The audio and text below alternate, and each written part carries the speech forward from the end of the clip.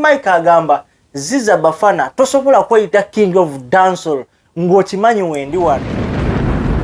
Ziza Bafana bantuuma katonda wa raga simply because nkuba raga dancehall and I'm the raga dancehall king. Nze katonda wa raga. Yes, alright, tuwaniriza nate nga bulijjo bampita Kaifash Uganda straight out of DXB to Uganda to the world ogezako kubanga nkwasaganya ensonga ez'enjawulo. Ne mu kaseera kano mbanyingiddewo ku Kaifash the broadcast channel nga bulijjo ogezako kubanga tukwasaganya ensonga ez'enjawulo wakati mu biba bigenda maaso mawanga ag'enjawulo wamu ne mu Uganda, particularly in the entertainment industry. Bankomyewo nga bulijjo naye nga sinaba kubanga ngenda maaso nyongera okubeebaza yonna gye muwangalira nti mwebale nnyo kyemukola mukola kyamaanyi nnyo, ne nyongera okwebaza yonna gye musinziirako okubanga mukola nti mwebale mugyebaleko mu mawanga ag'enjawulo mwenna abawangalira mu Qatar, Dubai, Sharjah, Abu Dhabi, abawangalira Saudi Arabia, South Africa, Uganda, my country in particular. Banaye mwebale nnyo, mwebalire ddala era mwebale kubanga mukikwasaganya era mwebale kubanga mutambuza ensonga ezo nga bwe zitambula ddala ezigenda maaso. Naye nga sinaba kubanga ntambula n'ebiki ebigenda maaso, nyongera okubajjukiza nti tuteekemwamu ensimbi abaliri beauty parlor gwe neetaaga okubanga omukyalo osiba enviiri, gwe neetaaga kubanga bakolako ka make-up, gwe neetaaga okubanga bakolako enjala, gwe wenna eyeetaaga okubanga okyusa enfaananayo ng'omukyala olabike bulungi obeere ng'onyirira. Lily Beauty Parlor yo number 1 saloon in DXB ate nga basangibwa mu Ariga mu Madina supermarket opposite Judy Palace Hotel. Bobera ng'obasanga bulungi nnyo babeere nga bakutereeza ate nga bakugamba balina ebintu bingi nnyo bye bakolera gwe neetaaga okubanga okola surprise, weetaaga okusurprise ng'omwagalwawo, sisterwo, maamawo, kojjaawo, anything so long as nga weetaaga kubanga you surprise your loved one, be it his birthday, be it his baby shower, gwe kyoba manyi, so long as it's all about that kind of surprise bagenda kubaawo nga bagezaako okubanga babikolera kubanga tulabyeko bye bakoledde abantu bangi nnyo. Beesige enamba yaabwe eryawo era bajja kuba bakukolako bulungi nnyo ddala. Yes, tugudewo Kaifash Uganda, the alien skin of Dubai, the Bobby Wine of UAE. Kanyumira era nsekamu kaluma bangi naye teri kyakola. Tugenderawo kale sigenda kubanga mbalwisa agali kushoba agalina amawulire agabanga gagenda maaso. Twalabye mwana mwala Spice Diner yakomawo okuva mu Dubai okubanga celebrating amazaalibwa ge. Yakomawo bulungi nnyo, of course even in Dubai kyali kika bamusurprising abakyalibe bangi omwali nange twamukolera amazaalibwa gali amalungi mu Dubai, so netumwebaza okubbanga lyonna lyabaddewo nga atukuba omuzika atukuba endongo. So bwe batu bwe yaddayo waka olunaku lwali lwakuna ya 26, that is the day she went back home to Uganda. Bamwaniriza mu bitiibwa ebingi nnyo era nga bamukolera surprise birthday. Omwali abayimbi baali bangi nnyo mu makage wali e Machindye Salama Road. Bamwaniriza abantu baali bangi, of course abayimbi bangi ba Michael, ba Leviksoni, ba Ziza Bafana, abayimbi baliyo bangi of course okubanga bagezaako okubanga bamwaniriza era nga bakujaguza amazaalibwa ge, because it has been a long way. Omuntu okutuuka kwejo emyaka tekiba kyangu. Naye in the due course of that celebration yojjukira abayimbi bangi baperforminga nga bagaba akapera bakola biki. Omukulu Ziza Bafana ne King Michael twalaba waliwo embiranye yali nyingi nnyo yali egenda mu maaso awo wakati waabwe nga abaami bano nno ekisinga okubattanga King Mike agamba Ziza Bafana tosobola kweyita king of dancehall ng'okimanyi wendi wano, and I've been the king of dancehall way back even nga tonabana kubanga ogenda mu music. Ekyo n'ekintu kyabatabula nnyo Ziza Bafana n'amugamba weyita king of dancehall kikyoyina kikyosobola okubanga olagawo nti nze nkubye endongo era Ziza Bafana bantuuma katonda wa raga simply because nkuba raga dancehall and I'm the raga dancehall king. Nze katonda wa raga. Embiranye yali wakati awo by the nengumi yali yagala kubanga ebalukawo wakati waabwe ababiri, wakati wa King Michael wamu ne mwana mulenzi Ziza Bafana era twalaba bintu byannyo Spice Diana najjanga gadi masekati gaabwe. Naye twagezezaako okubanga tulaba omukulu Ziza Bafana nga nyumya byonna mu kusooka. Actually even me personally nali manyi nti bintu birimu okusaaga nga olaba omanyi nti you can do something crazy, or you can do something entertaining, or you can do something funny on your friend's birthday in order to make a smile on her.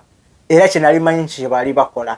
So but in due course of that Ziza Bafana twamulabyeko yavuddeyo recently nagezako kugamba nti nedda, it wasn't a stunt, tewali funny, tewali entertainment, it was a reality show.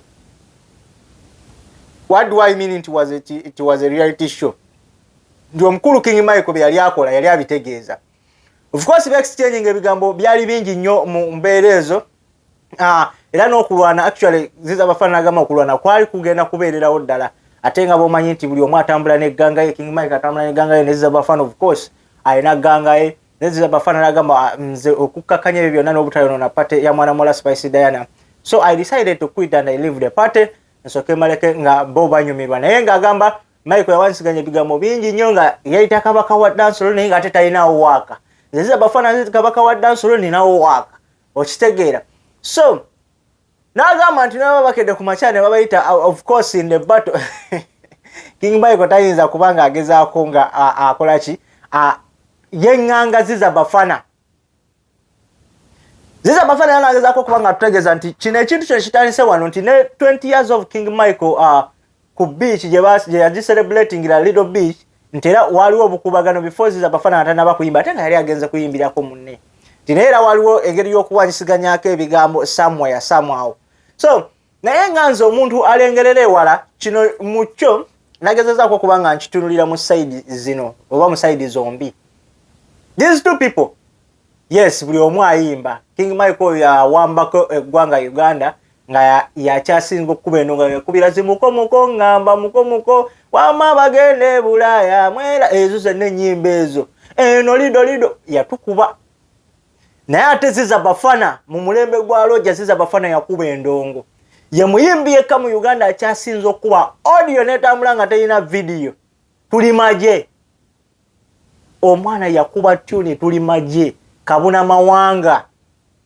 Ziza Bafana yakola ekivulu, was it 2018? No. 2017, 2016. 2016. Freedom City. Negireti. I myself naliyo. Naye Ziza Bafana awo yali akafulumya akayimba katonda wa raga. Naye bwe tuba tugezezako kumanga tukompeyalinga abayimbi bano ababiri. One, Michael is a DJ. Bwekituuka mu DJ ngaawo mukwasaganya ebyuma of course alimu. Naye ate batutunira Ziza Bafana asobola okuba ebivuga ebyenjawulo. Ziza Bafana is a pianist. Asobola okuba piano. Ziza Bafana is a writer. Ziza Bafana is a producer. That means Ziza Bafana ate wekituuka ku kyokuyimba he can change different languages. Not in talking, naye mu tones ez'okubanga ayimba. So, nze mukugeraganya yange kurete yange, King Michael was once a big man. He was once a king of dancehall. But to this generation, kiriza gana lekayo. Tosobola backstage nga bombi as they are trying to suggest nti batebeo. No suggest no take out King Michael, no take out Ziza Bafana. Of course, King Michael is a very good man, but they bajja kukuba hands down. Ngatokuteyo. Esaya Ziza Bafana chikuba. Naye ngawo malengezako bagamba nti buli kintu oba olina okubanga okirengerere wala. Inze munda bagenda bamu ebintu. Of course fena tukimanyi nti kati abayimbi Uganda bakizudde nti to make money in the music now okugezako ku bantu okuwa attention ebivulu byo. Of course bagala kitalinga into battle. Nti gundi ono mwewulira mu music naye gundi mwewulira music babategeke. Tukole ku sente. So these battles they are not all about nti ani asinga but baba bategetinga sente between the two artists. Tukirize tugane. Kwale tewasobola kubeerawo battle wakati wa Ziza Bafana ne King Michael. That's an unfair battle. Okitegeera. So bagezako creating this situation bafuna attention eri abantu bakisudie nti battle of course bagambe let's have a battle between Ziza Bafana and King Michael. Then the people will decide who is the king of the dancehall. Bayibi bamutuvuga speed. Lala fatulaba mutukube endongo muva bintu by'okuyiyayiya mu muteekateekawo obuntu tubawe battle mugende wakati naye kati battle yinza kulabika etya.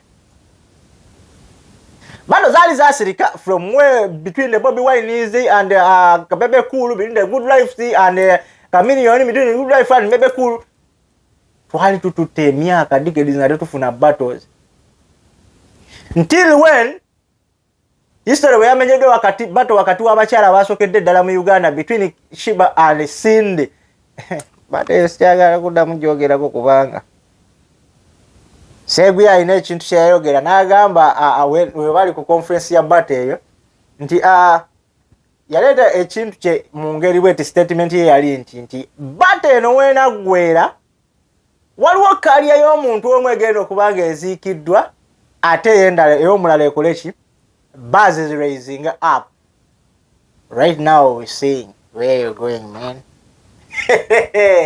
era laba nti kati Cindy nowadays the way gye bamubookingamu okubanga alina shows takyatuula kati omulaba wano wali baabo bagenda UK still ne battle baveeyo Dubai balindiridde still battle babadde all over Uganda bagezaako kubanga batambuza battle yaabwe eberenga genda mu maaso so ekintu kya battle mu bayimbi kyagala kubanga ate ennaku zino kijja kiberenga kyeriisa enkulu naye naffe tulaba mulimu abayimbi betugenda okuziririra battle zammwe nga tulaba battle zammwe tezirina gye zigenda twongerako nga tulaba battle tezirina kye zigenda kwongera ku industry abayimbi abaakona namwe muyinza okuvayo ne musaba battle tuzibwa abayimbi nga tulaba this they are capable of battling each other so tubalaba King Michael ne Ziza Bafana namwe tubataddeko amaaso mwagala kugamba nti kati batuwe battle between King Michael and Ziza Bafana naye tubalaba tetujja gibawa mutukube endongo eno ngesalewo Michael ddayo mu studio tukuba omuziki you a good artist everyone know that Ziza Bafana you a perfect and excellent artist everyone know that so twagala mutukube endongo lukoba ku lukoba malobozi ku malobozi tukimanye dansolo kiba kidigidda kuba kuzina buzinye nobody gambayo tulimaje tulima bana Ziza Bafana batukuba endongo ziramba toyinza kubaawo ne wankubadde nti kyoba ki nendega wa King Michael mukozi aliwo na era ndega wali kutulima jezi pomini Allah oyo Ziza Bafana akuyuza mwebi Michael mgana wange tewetantala no gama tugende mu battle between Ziza Bafana and King Michael kijja kuba totally down wakati buli muyimbi avaayo agamanange musobola recently twawulirako no muyimbi Vairota oyavireyo n'agamba nti mu bayimbi abajjanulaye oba aba regime ye omuli baninoni of course ba Sidiki Voko Young Voice yabayo n'agamba bateeka side emu ne babamuwa n'ababatolinga. Of course, you guys, you're all good on what you're doing. Naye buli omu alina kyasinga ku munne tukirize tugaane. Mwenna muli balungi. You understand? Anon is a very good artist. Young Voice is the best and most talented artist. Vairota is a very good artist and a versatile artist. Sidiki Voko is a very good young man. So, bemuli wewe mugezaako kuteekawo promoting endongo bana esimanyirwa. I don't know why it is so common in Ugandan music industry. Egezaako okubanga etambulira mu eyo situation nti ani asinga nze nsinga bwoba tuwala nagundi eno tejja kutambula ono alina okubanga anyigiriza ono alina okubanga akuba ono olukokola kwegamba there will never be any unit among the artists in Uganda. I don't know why. Bahati mpulira bagamba era tebasobola kukwatagana because tebisobola kunyuma. Anyway, that is it. Omukulu Lwasa of course bamutadde yavuddeyo mukomera agasente kalabise n'afaayo naye yavumya abannamawulire abadde bamutambulirawo n'agamba mmwe munjagaza ki mmwe mwanta manze omusajja mugagga akyasinza okwagala n'okwetega kamera omwami oyo Lwasa naye kati ebitiibwa byayiise. Lwasa kyewatukoze watufudde omu institute naye nga webale kuva mu komera kuba komera si ddungi ate tetukwagaliza kibi gezaako kubanga osasula abakubanja, ogezaako n'okubanga otereza embeera emu. Anyway, twabadde tukyali awo omukulu alaba naye omukulu Swahaba Kasumba bavuddeyo nga bamuyiribya nga bagamba bamubanja milioni zabadde 11 13 11 I think nti yagezaako kubanga yewola ssente ku muntu omu okubanga agezaako kubanga atambuza business ye. Of course bagezaako kubanga batunyonyola nti alina business nyingi awo amaduuka mangi awo kwa Towers, naye omukulu ono yali yewola akasente milioni 11 I think between 11 ne 13 awo, naye nezimulemerera okuza of course nti yazaayo milioni emu n'agenda mu exile okubanga yeekweka. Bwabadde nga yeekweka mu maduuka yateekawo bantu, of course you cannot arrest someone gwe wotawola ssente. Ne bagezaako okubanga bamunoonya. Of recent of course ejjo ne bagezaako okubanga bamufuna, of course era bamufunye ne bamuteeka ku bunnyogoga, ne babanga bagezaako okubanga bamutwala mu kooti alabike ng'obanga awoza. So era nga bagamba gumusingira agenda kuba ndowooza oba yasindikiddwa luzira. Naye nga ekyo nno kituleka waffe ng'abayimbi oba ba celebrity oba ba superstar ne tugezeeko bannayo okubanga tetufakinga life, tugezeeko okubanga tutambulira mu bulamu obuliri. Bw'oba ogezezaako okwewola akasente, Swahaba Kasumba musajja mukozi, of course we all know, ate nga alina business ze zigezaako okubanga zitambuza ensonga ez'enjawulo. Naye kino kimanyikiddwa world over, omuntu kyangu nnyo kyakwewola ssente. Bw'oba ogenda okwewola ssente muli mu birowoozo oba olaba nga buli kasente kogenda okwata ogenda sooka okiryalinga ebbanja lino, buli kasente kogenda okwata ogenda sooka okolera naye the moment even if nookera ku makya n'ofuna ssente ezo zonna omulundi gumu, okuziddiza gwe wazeewolako oba olaba nga mwezi obwereere ebyaddala, awo abantu abasinga bwe bafayiringira okubanga basasula ogamba sigenda sooka zimuwa kati ngenda naye nga olwedde ssente obadde nazo neremererwa okubanga okiryalinga ebbanja. Ekyo nno kisudde mu bantu bangi mu buzibu, naye nga Swahaba Kasumba tukusabira ogezeeko okuba nga otereza embeera eyo mu buntu bulamu, ate baleme kubanga bakuteeka mukomera mu bintuntu ebitalina makulu. Naye nga nebaza okuba mugambe baza mwena okuba nga mwekumira ku mukutu gwa Kfresh the broadcast, mugere maaso okusubscribing okulikinga wamu n'okubunyisa omukutu gwene natakumanyi. Tutambulira wano mpola mpola mu mbeera ya kubanga tugezaako okutambuza ensonga nga bwe zitambula mu ggwanga wano na wali, ate nga tugezaako kubanga tukwatiza ensonga ez'enjawulo. Nyongera okubebaza timwebale kubanga mutwekumirako mwe mwenna gye muwangalira baganda bange ab'enjawulo okuva mu mawanga ag'enjawulo, okuva ku mirimu egy'enjawulo era mu nsi ez'enjawulo ze muwangalirako. Nsaba Mukama abaweemu ekisinga obulungi. Tukyagendera ddala mu maaso n'embeera nga bwe zitambula. Alabadage obulamu bwakunnyumira, naye nga sigenda kubanga nsukkawo wano olunaku olwaleero.